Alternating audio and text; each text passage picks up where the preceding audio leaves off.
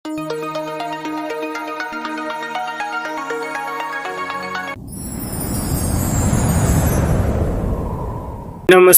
ગુજરાતના અધિકારી મિત્રો, આજે આપણે જોવાના છે 11 સપ્ટેમ્બર 2025 નું મોસ્ટ ઇમ્પોર્ટન્ટ કરંટ અફેર્સ.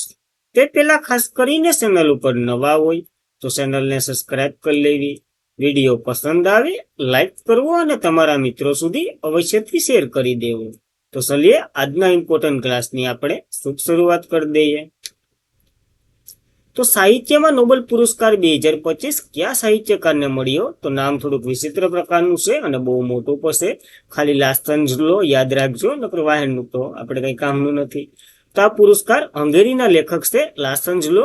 તેમને આકર્ષક અને સ્વપ્નદ્રષ્ટા કાર્ય માટે આપવામાં આવ્યો છે સાહિત્યનો નોબેલ પુરસ્કાર 2025. સાક્ષરતામાં આંતરરાષ્ટ્રીય વર્ષે કલા શક્તિ ફરીથી રજૂ કરી અને સ્વીડન સ્ટોકહોમ સ્વીટ એકેડમી દ્વારા ખાતે આ નોબેલ પુરસ્કાર સમિતિ દ્વારા આનું નામ જાહેર કરવામાં આવ્યું છે. તો ઇમ્પોર્ટન્ટ થાય, અત્યાર સુધી 4 ક્ષેત્રે આ એવોર્ડ મળી ગયા, 2 ક્ષેત્ર બાકી છે. આખા પૂરા થાય પછી જ આપણે રિવિઝન કરશું. તો પીએમ મોદીએ નવી દિલ્હીમાં ઇન્ડિયા મોબાઈલ કોંગ્રેસ 2025ની કેટલામી આવૃત્તિનું ઉદ્ઘાટન કર્યું? તો 9મી આવૃત્તિનું ઉદ્ઘાટન કર્યું છે. તો રાષ્ટ્રીય રાજધાની એટલે કે નવી દિલ્હી એશિયા પ્રીમિયર ટેલિકોમ અને tech event India mobile congress 2025નું ઉદ્ઘાટન થયું.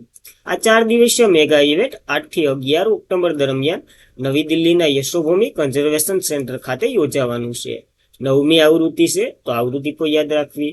થીમ તો કે ઇનોવેશન ટુ ટ્રાન્સફોર્મ છે, તો ખાસ એ કોઈ યાદ રાખવું. IMC 2025નો ઉદ્દેશ્ય છે એટલે ટેલિકમ્યુનિકેશન અને ડિજિટલ ટેકનોલોજી ક્ષેત્રે આત્મનિર્ભરતા ભારતને પ્રોત્સાહન આપવાનું છે. કયા કયા ક્ષેત્રે કાર્ય કરશે? તો આપણે 6G ઉપર એટલે કે છઠ્ઠી જનરેશન ઉપર ભાર મૂકવાના છે, કારણ કે 5G તો હાલી રહી છે. સાયબર સુરક્ષા, satellite communication, artificial intelligence, international of thing અને ટેલિકમ્યુનિકેશન વગેરેનો સમાવેશ થશે આ દરમિયાન. તો ખાસ આ બેઠક ઉપર એટલા બધી વિષયો ઉપર ભાર મૂકવાનો છે. 4 દિવસીય બેઠક છે, યાદ રાખવી. ત્યારબાદ ભારતનું સૌથી અસુરક્ષિત શહેર કયું બન્યું છે? સુરક્ષિતની વાત કરીએ તો કોલકાતા આવે, અસુરક્ષિતમાં કોશી. આ બંને ફેક્ચ્યુઅલ ડેટા તો યાદ જ રાખવાના. બીજું એક ગુજરાતનું છે, એ પણ આપણને યાદ રાખવાનું. તો ગૃહ મંત્રાલયના નેશનલ ક્રાઇમ રેકોર્ડ બ્યુરોએ ભારતના ગુના 2023 શીર્ષક નામનો એક અહેવાલ બહાર પાડ્યો. આ અહેવાલ મુજબ કોલકાતા, જે પશ્ચિમ બંગાળનું છે, સતત ચોથી વખત 2023માં ભારતનું સૌથી સુરક્ષિત શહેર તરીકે જાહેર કરવામાં આવ્યું છે. જ્યારે પ્રતિ લાખ વર્ષ દીઠ 83.9 કોન્જિસ ગુનાઓ આમાં દર ઓછો થયો એવું કહેવામાં આવેલું છે. સૌથી વધારે ગુના કોશી કેરળનું છે, ન્યાના છે. ગુના ક્યારેય નથી યાદ રાખવાના. સૌથી ભારતનું અસુરક્ષિત શહેર બન્યું છે કોશી. જ્યારે ભારતમાં સરેરાશ વાત કરીએ ને તો 433 કેસો નોંધાયેલા છે. ગુનાઓમાં વાત કરીએ તો ખાસ આ બધી ડેટા યાદ રાખવાના આપણને. તો જોઈ લઈએ 2023માં ટોચના 5 સૌથી સુરક્ષિત શહેરો. આપણને પેલું માન યાદ રાખવાનું. જ્યારે 2023માં ટોચના 5 સૌથી અસુરક્ષિત શહેરોમાં વાત કરીએ તો પહેલા નંબર ઉપર કોશી છે, બીજા નંબર ઉપર નવી દિલ્હી અને ગુજરાતનું સુરત પણ આમાં સમાવેશ છે. તો ભારતનું એકમાત્ર પૂછી લે તો આ સુરત આવશે. અસુરક્ષિતમાં છે, તો ખાસ આપણે ગર્વ લેવા જેવી વાત જરાય નથી, યાદ રાખવું. મહિલાઓના વિરુદ્ધ ગુનાઓમાં દર પ્રતિ લાખ વસ્તી દીઠ 25.7 હતા, જે ચેન્નાઈમાં સૌથી વધારે અને કોયમ્બતુર પછી કોલકાતા દેશમાં સૌથી ઓછું ગુનાઓ નોંધેલા છે. ટૂંકમાં મહિલાઓના ગુનામાં વાત કરીએ ને તો ચેન્નાઈમાં બહુ સારી એવી કન્ડિશન છે, કારણ કે ત્યાં ઓછા ગુનાઓ છે. એમ કોલકાતા પાછું ત્રીજા નંબરે આવી ગયું. તો ખાસ એ પણ ડિફરન્સ યાદ રાખજો. મહિલામાં પૂછે તો ચેન્નાઈ અને ઓલરાઉન્ડર સુરક્ષિત પૂછે તો કોલકાતા કરીને આવવાનું. નેશનલ ક્રાઇમ રેકોર્ડ્સ બ્યુરોની વાત કરીએ, જે ન્યાય રિપોર્ટ બહાર પાડ્યો, જેના ડાયરેક્ટર અલોક રંજન છે. મુખ્ય મથક નવી દિલ્હી ખાતે છે અને સ્થાપના 1986માં થઈ હતી. અન્ય રિપોર્ટ બહાર પાડ્યો તો આપણને યાદ રાખવો પડે. ત્યારબાદ વિકસિત ભારત બિડાથોન ક્યારે શરૂ કરવામાં આવી હતી? જેના તાજેતરમાં જ બ્રાન્ડ એમ્બેસેડર શુભાંશુ શુક્લાને બનાવ્યા છે. તો આ ઇવેન્ટ 2025માં શરૂ કરવામાં આવી હતી. જોઈ લઈએ તો અટલ ઇનોવેશન મિશન નીતિ આયોગના સહયોગથી વિકસિત ભારત વિડોથોન 2025 આપણે શરૂ કરી હતી. ક્યારે? 23 સપ્ટેમ્બર 2025. અને જે વિદ્યાર્થીઓ તરફ એક જબરદસ્ત પ્રતિસાદ મળ્યો હતો અને દેશભરના લગભગ 2.5 લાખ શાળાઓના સહભાગી આમાં જોડાયા હતા. હવે એના બ્રાન્ડ એમ્બેસેડર બનાવ્યા એટલે માર્કેટિંગ થાય. વિકસિત ભારત વિડાથોન, જે ગ્રુપ કેપ્ટનના બ્રાન્ડ એમ્બેસેડર શુભાંશુ શુક્લાને બનાવ્યા. અને આ બિલાથોન 6 થી 12 વિદ્યાર્થીઓને સર્જનાત્મક દર્શાવવા માટે અનોખું એક પ્લેટફોર્મ પ્રદાન કરે છે, જેના બ્રાન્ડ એમ્બેસેડર શુભાંશુ શુક્લા બન્યા છે. બીજું શું કરે તો એક રાષ્ટ્રીય સ્તરની પહેલ છે, જે યુવાનોમાં નવીનતમનો વધારો કરશે. જ્યારે કેપ્ટન શુભાંશુ શુક્લાની વાત કરીએ, જે ભારતીય વાયુસેનાના એક અધિકારી અવકાશી યાત્રી છે, અને શુભાંશુ શુક્લા અવકાશમાં જનાર બીજા ભારતીય, રાકેશ શર્મા પછી બીજા ભારતીય અને ASS ની મુલાકાત લેનાર પ્રથમ ભારતીય બન્યા હતા. તો ખાસ આ ઇમ્પોર્ટન્ટ પોઈન્ટ યાદ રાખવાનો. હાલની ગમે એક્ઝામમાં આ એક પ્રશ્ન હશે તો આપણે જોઈ લેવો. ત્યારબાદ માલદીવની સંસદે આંતરરાષ્ટ્રીય પરમાણુ ઉર્જા એજન્સીના સભ્ય તરીકે જોડાવાની મંજૂરી આપી દીધી. તો માલદીવ આંતરરાષ્ટ્રીય પરમાણુ ઉર્જા એજન્સીમાં જોડાયું છે. 181મું સભ્ય આમ ગણીએ તો, અને ટોટલી 181 સભ્ય થયા છે. તો હાલ યાદ રાખવાનું. હવે ઇન્ટરનેશનલ એટોમિક એનર્જી એજન્સીની વાત કરીએ. 29 જુલાઈ 1957માં આની રચના થઈ હતી. મુખ્ય મથક વિયેના, ઓસ્ટ્રેલિયામાં છે. અને ડીજી રાફેલ ગ્રોન્સી છે આર્જેન્ટિનાના. તો ખાસ આ પોઈન્ટ પર નોંધવો, કારણ કે માલદીવ જોડાયું છે એટલા માટે ઇમ્પોર્ટન્ટ થાય. ત્યારબાદ IUCN વર્લ્ડ કન્ઝર્વેશન કોંગ્રેસ 2025નું આયોજન કયું શહેર કરી રહ્યું છે? તો અબુધાબીમાં યોજાઈ રહ્યું છે. જોઈ લઈએ થોડીક માહિતી. તો international union for conservation of nature, IUCN નું ફૂલ ફોર્મ છે વર્લ્ડ કન્ઝર્વેશન કોંગ્રેસ 2025, અબુધાબીમાં યોજાયું.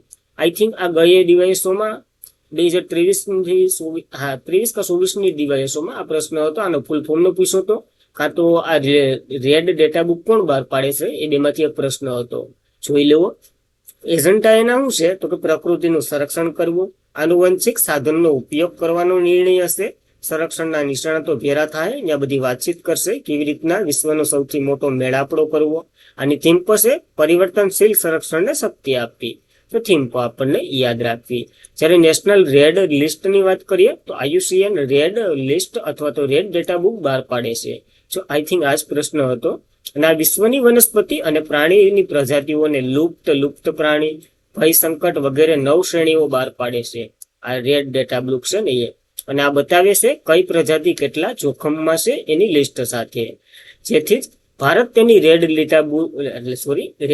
લિસ્ટ પણ બહાર પાડે છે, જેમાં ભારતના 16 અને પ્રાણીઓ, જે પ્રજાતિઓ વગેરેની યાદી સામેલ થાય.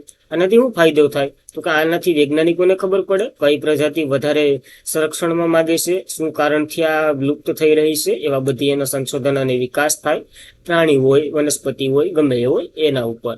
જ્યારે IUCN ની તો વાત કરી લીધી. The international union for conservation for national research એનું ફૂલ ફોર્મ થાય છે. 1948માં એની રચના થઈ હતી. હેડક્વાર્ટર ગ્લેક ખાતે છે, સ્વિટ્ઝરલેન્ડમાં. તો આ ઇમ્પોર્ટન્ટ માહિતી છે, આપણને યાદ જ રાખવાની હોય. ત્યારબાદ યુનેસ્કોના પ્રથમ આરબ ડાયરેક્ટર જનરલ કોણ બનવાના છે? આનો કાર્યકાળ છે ખાલેદ અલ એનાઈ બનવાના છે. જોઈ લઈએ આના વિશે. તો ઇજિપ્તના ભૂતપૂર્વ પર્યટન અને પ્રાચીન વસ્તુઓના મંત્રી ડોક્ટર ખાલેદ અલ એનાઈની ઇતિહાસ રચવા માટે તૈયાર છે. કારણ કે 6 ઓક્ટોબર 2025ના રોજ યુનેસ્કોના એક્ઝિક્યુટિવ બોર્ડમાં તેમની સંસ્થાના આગામી ડાયરેક્ટર બનવા માટે આને નામાંકિત કર્યું છે. હસ્તા કોઈનું નામ નથી આવ્યું એટલા માટે ઇમ્પોર્ટન્ટ છે, કારણ કે આ એક જ છે.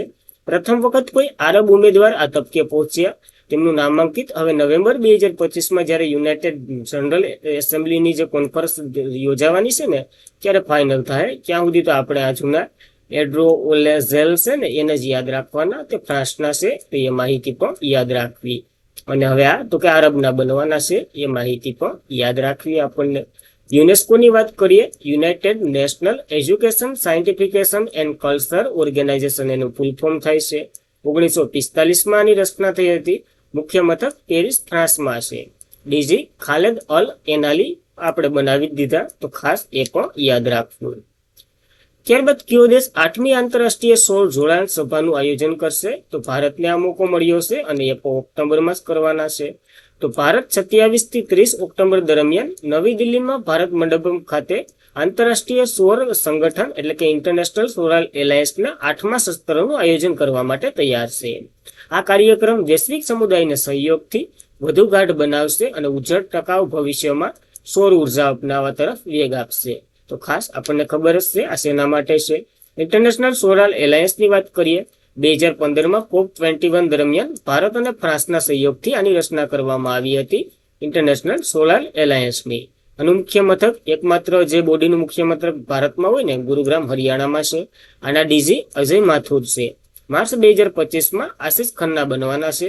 તો એ બની ગયા છે. આઈ થિંક 107મું સભ્ય માલદોવા બન્યું હતું અને આનો ઉદ્દેશ્ય સૌર ઉર્જામાં વિકાસ માટે 2023 સુધી 100 બિલિયન એકત્રિત કરવાનું લક્ષ્ય છે. 100 બિલિયન વીજળી સૌર ઉર્જાથી ઉત્પન્ન કરવાનું આનો લક્ષ્ય છે.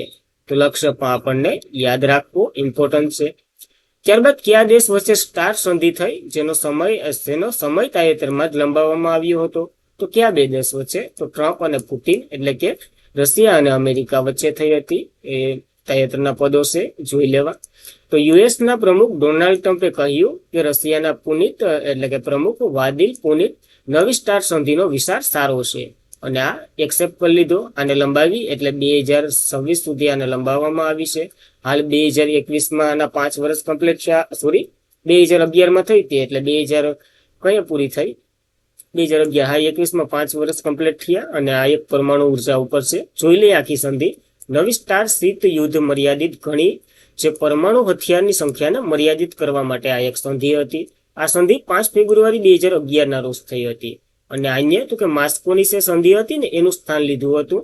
આ સંધિ મુજબ દરેક દેશ પાસે વધુમાં વધુ 15,050 પરમાણુ હથિયાર તૈનાત હોવા જોઈએ. એનાથી વધારે હોય તો આ સંધિનું ઉલ્લંઘન કર્યું ગણાય અને એને સજા પણ કરવામાં આવે. બંને દેશો પાસે મહત્તમ 700 પ્રક્ષેપણ મિસાઇલો, બોમ્બ્સ અને 800 કુલ લોન્ચર હોવા જોઈએ. એનાથી વધારે હોય જો આમાં ચાર્જ પુનિતનું જો સમજી લઉં કે રશિયામાં જો અમેરિકાનો કોઈ વ્યક્તિ જઈ અને ચાર્જ કરી શકે અથવા તો જોઈ શકે કે આ નથી ને તો એવી રીતના પણ કરી શકે. તો ગમે એ દેશમાં જઈ અને જોઈ આવે. તમે નિયમનું ભંગ તો નથી કરતા ને. ત્યારબાદ એલેક્ઝાન્ડર સ્મિથને સ્ટાર રામાનુજન પુરસ્કાર મળ્યો. તો 2025નો સ્ટાર રામાનુજન પુરસ્કાર United State of America North West યુનાઇટેડના ડોક્ટર એલેક્ઝાન્ડર સ્મિથને એનાયત કરવામાં આવ્યો છે. આ સ્ટાર રામાનુજન પુરસ્કારની વાત કરીએ તો 2005માં આની રચના થઈ હતી. સ્ટાર યુનિવર્સિટી દ્વારા 32 વર્ષથી ઓછી ઉંમરના જે ગણિતશાસ્ત્રીઓ હોય ને એને આપવામાં આવે છે. શા માટે 32 વર્ષ? કારણ કે 32 વર્ષે શ્રી રામાનુજનનું અવસાન થયું હતું અને આપણે વાત કરી એ મુજબ શાસ્ત્રી યુનિવર્સિટી દ્વારા આપવામાં આવે છે. આની સ્થાપના 2005માં થઈ હતી. એ પણ જોઈ લીધું. ઇનામી રકમ ખાસ યાદ રાખજો, $10,000 મળે છે.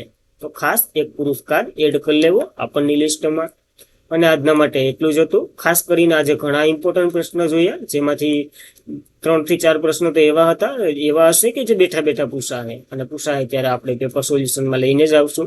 કારણ કે જે વેમાં આપણે હાલીએ છે ને એ વે પરફેક્ટ છે ને એ ખાસ જોવું જરૂરી છે. અત્યારે માર્કેટમાં કેટલું સાહિત્ય ફરે તમને ખબર છે, કયું વાંચવું કયું ન વાંચવું એ પણ ખાસ મહત્વનું છે. કારણ કે સ્માર્ટ વર્ક ઇઝ અટાણે સક્સેસ મળે. તો બસ આજના માટે એટલું જ હતું. તે પહેલા ચેનલ ઉપર નવા હોય તો સબસ્ક્રાઇબ કરી લેવી. વિડીયો પસંદ આવે લાઇક કરવો. ટેલિગ્રામમાં જોઈન થઈ જવું ડેલીની PDF, સ્ટડી મટીરિયલ, ક્વિઝ વગેરે માટે. તો બસ આજના માટે એટલું જ હતું. જય હિન્દ, જય ભારત.